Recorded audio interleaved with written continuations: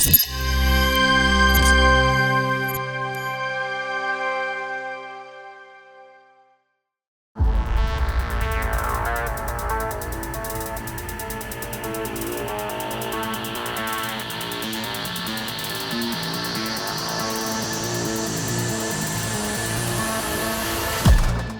listening to Agency Alchemy, a podcast from Advertising Week. Join us as we sit down with top agency executives to uncover the secrets behind their success and explore how they're navigating the ever-evolving advertising landscape. From discussions around innovative strategies and emerging trends to effective leadership conversations, each episode offers invaluable insights into what it takes to thrive in today's evolving marketing world. If you like this podcast, be sure to subscribe and leave us a review on your podcast platform of choice. And if you're looking for more content like this, check out our roster of podcasts available now on the Advertising Week Podcast Network at www.advertisingweek.com/podcasts. Thanks for listening.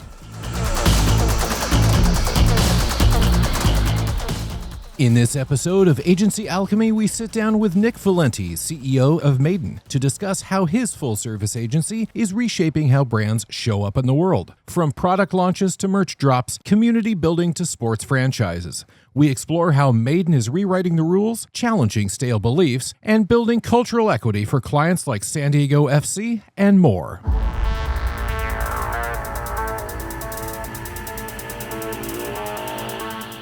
Nick, welcome to the show. I'm so pleased to have you on today. Richard, thank you for having me.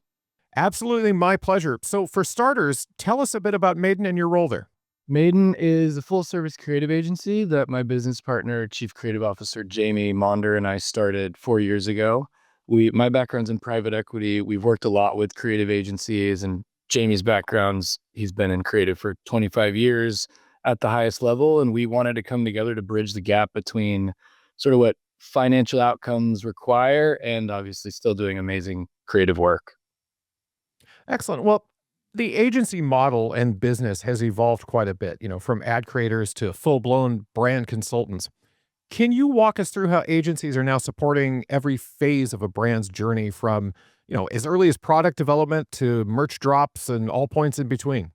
I think it's so important, and we emphasize this as an agency. We try to own the entire process. We actually just bought an influencer agency because that was a part of the process that we didn't own. And when we get involved early with companies, whether it's, an established brand and we're launching a campaign, or it's an early stage business and we're getting to actually design the brand from, the very beginning to launch the DNA of the company and how it's going to live in the world, we sort of view it like hospitality, because hospitality for the longest time has done this in its best way. They're thinking about every touch point from scent, the second you walk in, honestly, the second that you hear about them and the digital experience. And I think brands and CPG and other industries are now leaning into that, immersive experience, trying to reach all five senses through activations, through digital, through, in real life situations. And then also the purchasing side of, okay, great. You got someone, the hard process of you got someone to believe in your product and your brand. What then happens? What's that unique experience when there's an unboxing or an unveiling? What community are they buying into? So as you know, there's so many facets to building culture, which ultimately helps build brand equity. And we like to be involved in every piece. When it comes to a lot of sort of modern brands, and especially brands that have been around for a while, it feels like a lot of them tend to fall into these places where they're kind of doing the same old, and expecting a different result, but not getting it, possibly because of that cultural issue of not necessarily innovating or thinking outside the box, as it were. What does it look like to you to strategically challenge those sort of category norms in your day-to-day client work?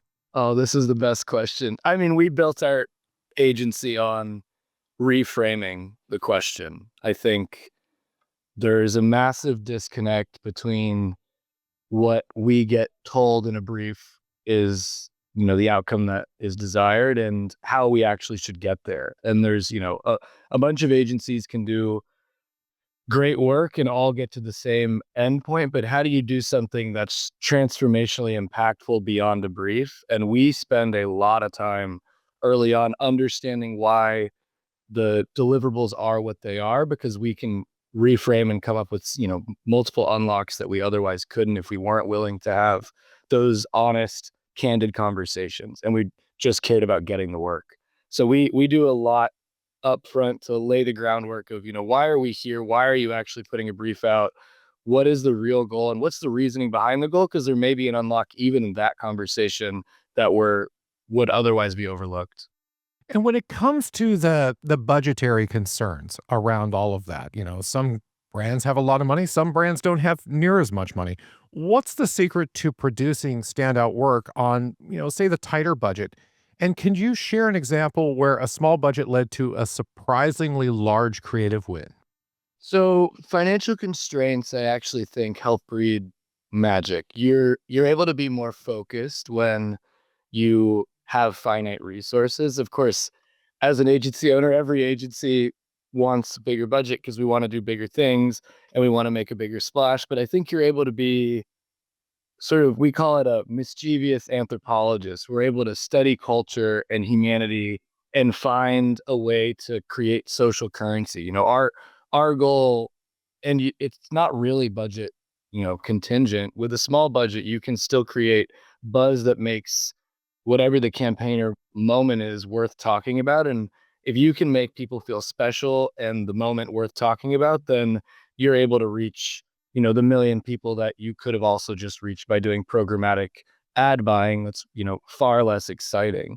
One of our examples is we helped launch a beef tallow skincare company called Mimona Skin in October, and very small budget, but the three founders really care about building a community around sort of this ancestral roots of skincare. And there's a movement there. We have, I think, a number of brands playing on that, but that led to super unique community building events where we were not even talking about product. And then at the end of it, people would be like, why are we here? And oh my gosh, your skin's glowing. And it led to this dramatic growth in a 6-month period for Mimona. And they're now expanding into other products and, grow it. We actually have campaign budget now as well, which is exciting.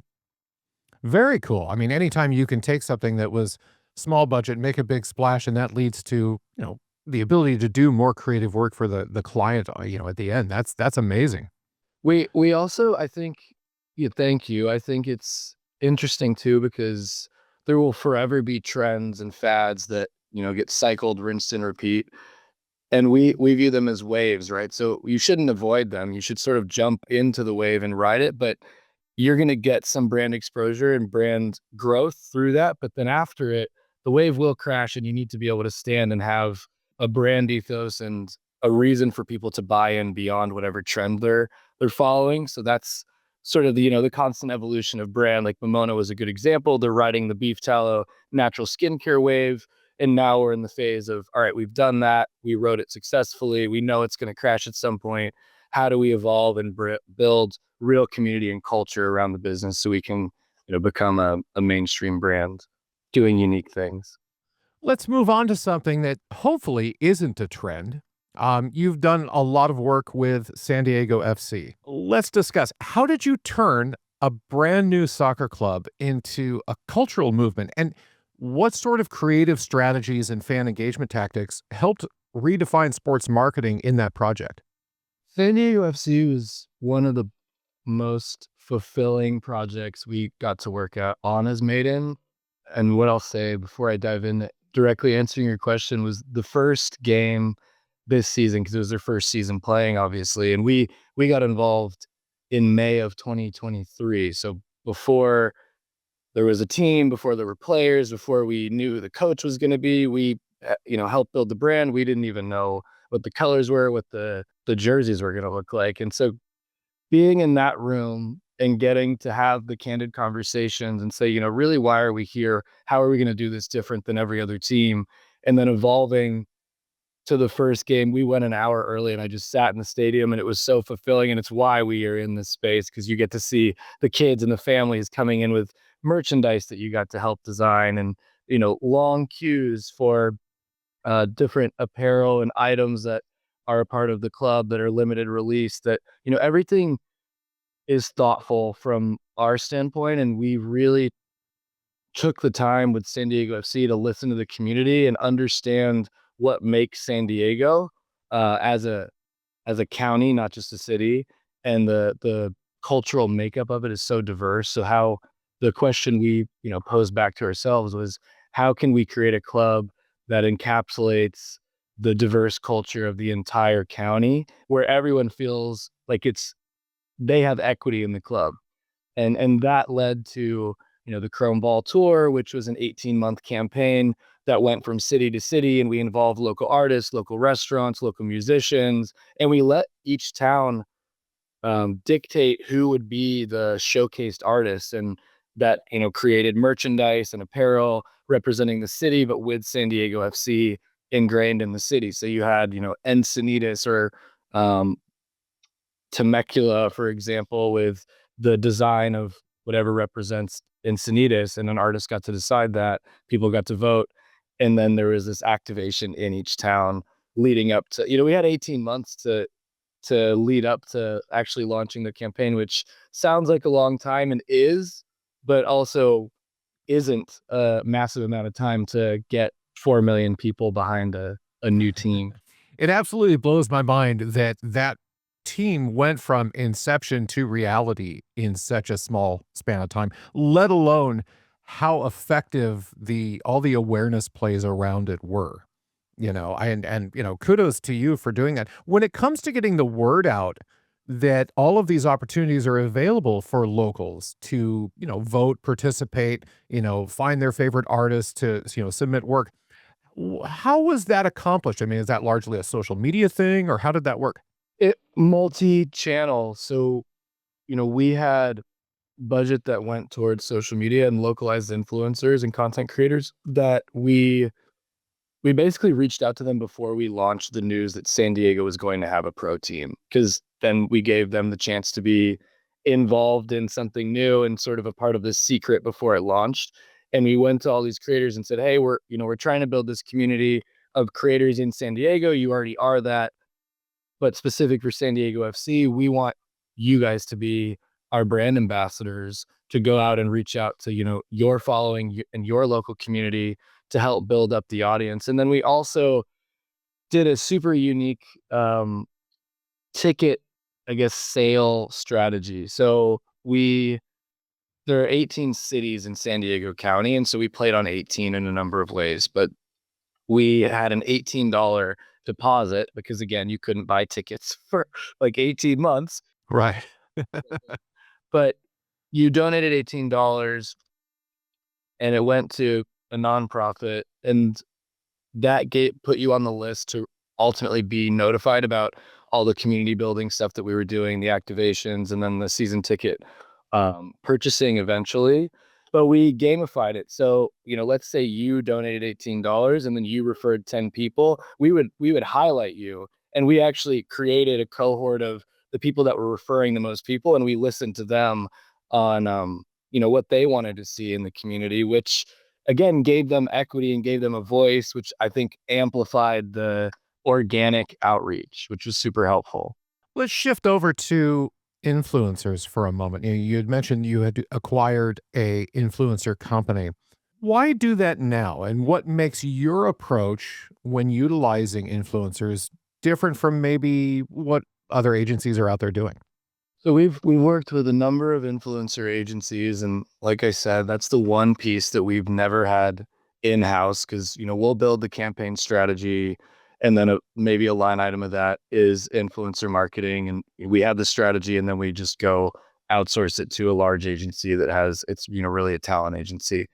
We finally decided to bring it in-house because we just were sick of the fragmented goals, I guess. You know, in my opinion, influencers are the best form of marketing if utilized correctly, because it's scalable word of mouth marketing. If you and I are friends and I tell you, hey, you should look at this skincare company, you're more likely to look at it because you trust what I'm saying. And, influencers at their best own an audience that relies and believes in what they're saying. I think that's been commoditized. And so we're trying to take that back in house within larger brand campaign message for our clients and have, super trusted relationships that we have in the influencer world to push out messaging for our campaigns. And when it comes to choosing the right partners, on the brand side, what should brands be looking for when seeking a creative agency today? What are their, sort of green flags versus red flags? I love this question. We were just talking about this with a client, and we always do a debrief at the end of a project and sort of go through what went great and what didn't go well. And what she said was, we loved at the beginning of the engagement before we hired you guys that you didn't ask about budget. You cared to understand what we were truly trying to accomplish. Budget, of course, matters, but I think when there are certain size agencies, of course, that can't handle small work, which we understand, and vice versa. But if you don't have an agency that's there to deeply understand the inner workings of your business, why you're in the business that you're in, you are not going to get a company that cares enough about you as a client to be able to properly market and advertise your business to the world, because the consumers have no reason to care unless you give them a reason. And so, I really think that the best creative agencies are the ones that are the most insightful 24/7. Like our entire job is to be sort of cultural anthropologists on a day-to-day basis and be able to relate to culture and be hyper empathetic to every subsect of culture, even if we haven't experienced that. And so I think green flag is people that are asking the deeper questions in the beginning without budget. Red flag would be asking for budget immediately, because then it's just a transaction. Very, very good answer.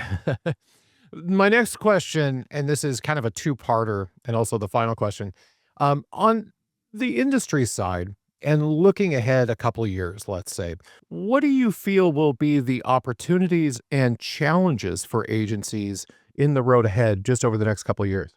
I think anyone that's resistant to technological change, which we've seen time and time again over history, is going to get left behind in any industry.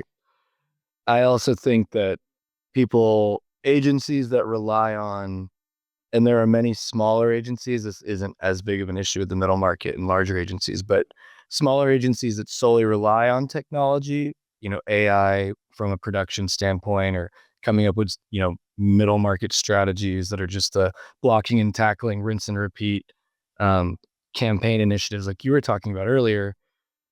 I think those agencies will get left behind too. The best agencies will be the ones that are able to sort of remove themselves and think bigger and in a way that provides dramatic change from a campaign perspective. And, there's our job as marketers is to constantly reinvent how we're marketing and how we're talking to people. So technology should just be an amplifier of that.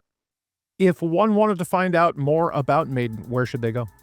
Mādin.com, Mādin.com. Excellent. Well, Nick, thanks so much for taking the time to be on the show today. This was fantastic. Thank you for inviting me. I really appreciate the conversation.